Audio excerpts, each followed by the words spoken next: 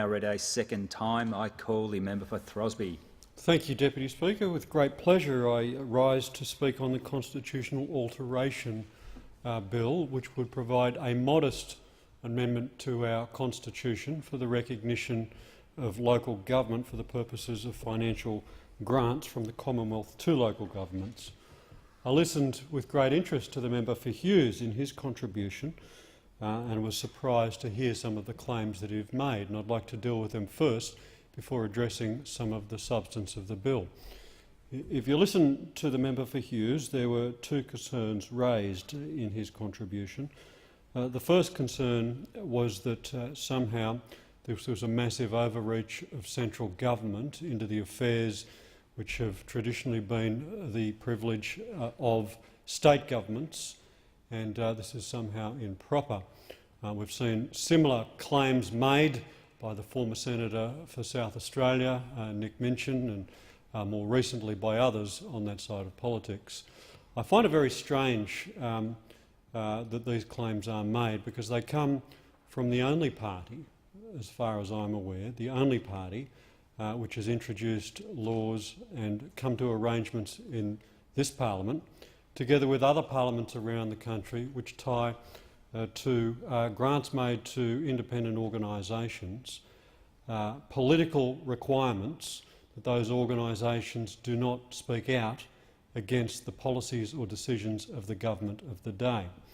So if the member for Hughes, or the former Senator for South Australia, was so concerned that financial grants by this or any other level of government would somehow tie or inhibit or constrain the political independence of a local government or any other organisation in this country, then I suspect those concerns would be best voiced in their party room and not in the parliament, because it is the Liberal and National Party in this country that has got a track record of ensuring that there is a political constraint on the grant of finances to independent organisations, and not those on this side of the House. If they are concerned about the political interference in independent bodies, raise them in their party room, raise those objections, particularly in New South Wales and Queensland, but also in Victoria, where coalition governments in those states are including those constraints within their contractual arrangements with independent bodies at this very point in time.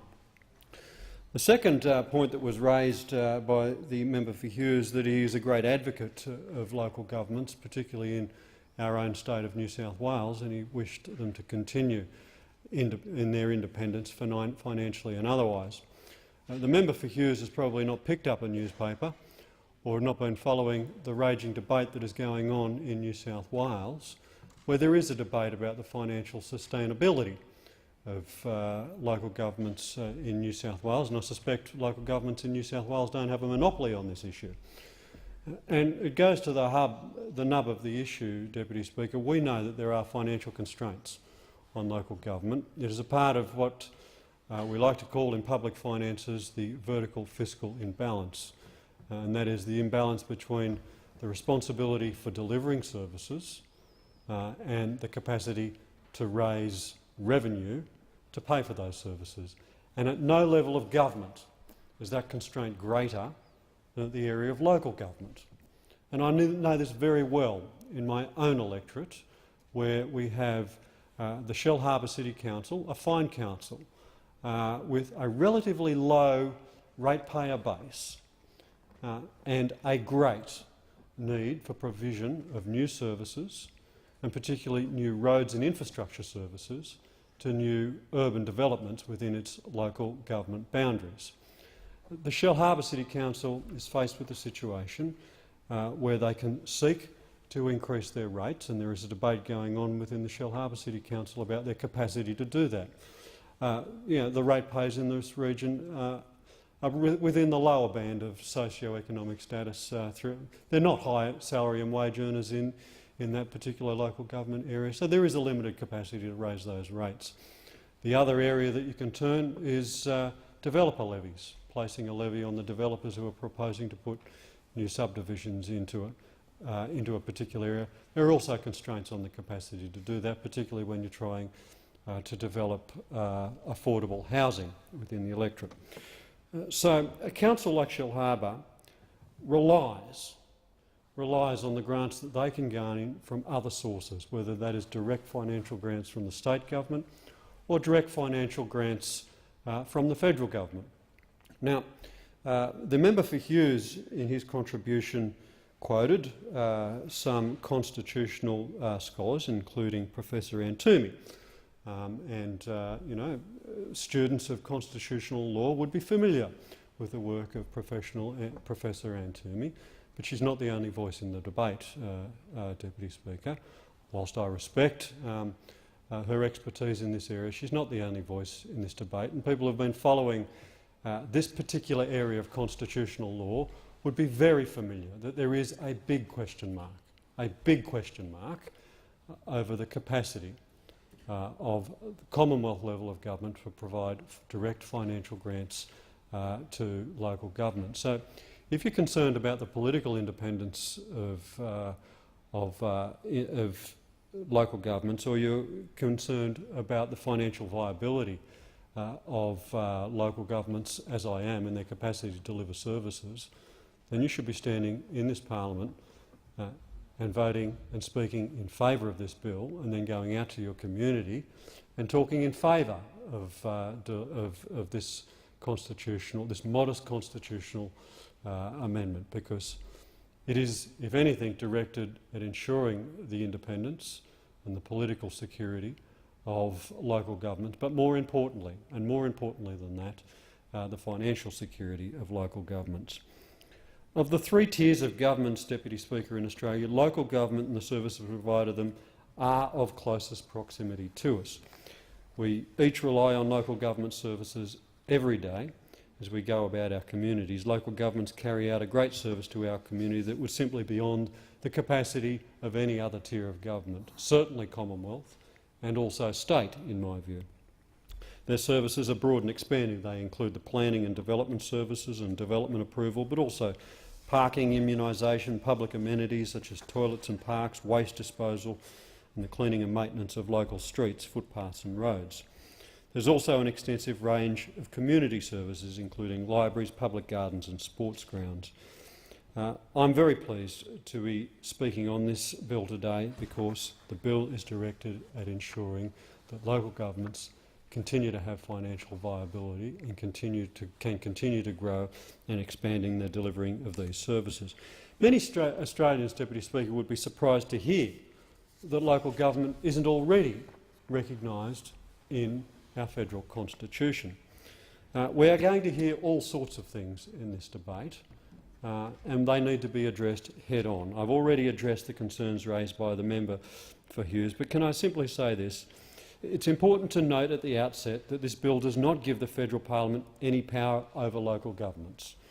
It does not change the status of local councils, and it does not intrude over the relationship between local and state governments. What it does do is provide certainty over the federal government's ability to provide funding directly to local governments, such as already occurs through the popular Roads to Recovery program, a program initiated by the previous coalition government and continued by this Labor government. A short historical interlude. I understand that Adelaide, and I see the member for Boothby here, he can probably correct us on this, but I understand that Adelaide claims the establishment of the first elected municipal council in 1840, followed by Sydney and Melbourne in around 1842.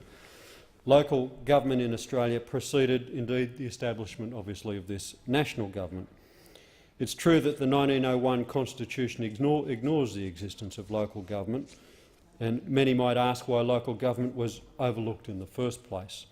According to a 1984 study of this matter by Chapman and Wood, it's believed that at none of the first three constitutional conventions held in the 1890s was local government even discussed, because it was not important to the creation of the Federation.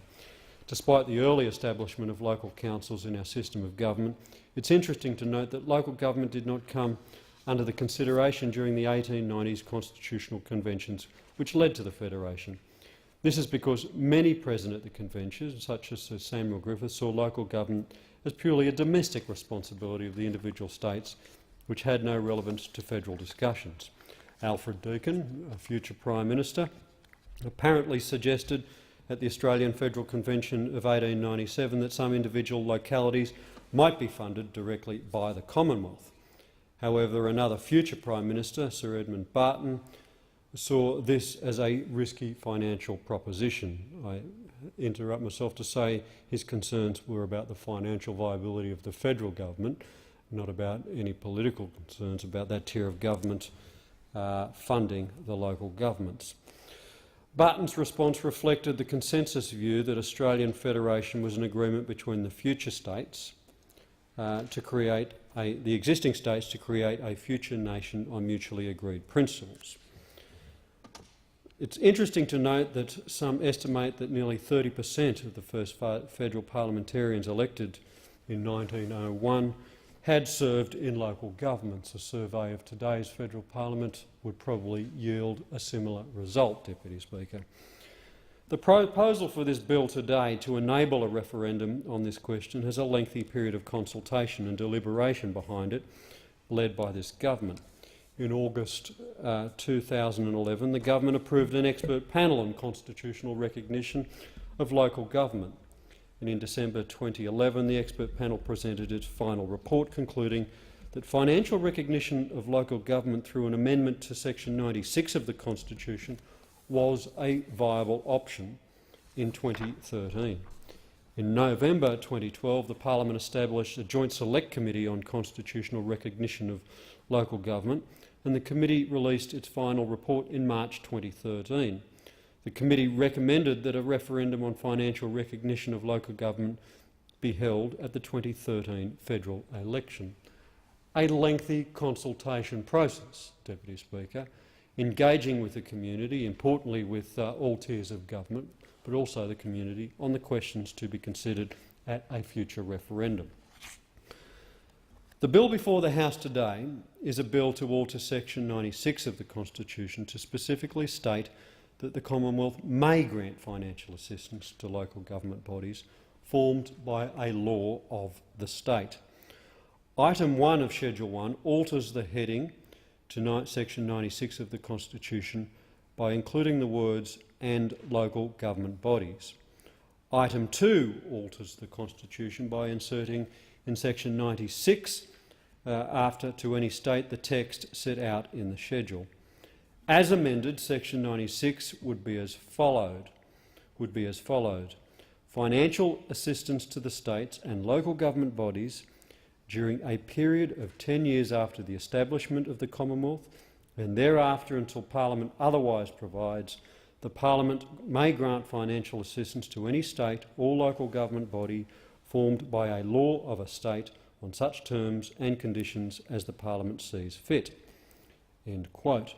The alteration of Section 96, Deputy Speaker, would specifically state that the Commonwealth may grant financial assistance to local governments bodies formed by a law of the state. And that's an important point, Deputy Speaker.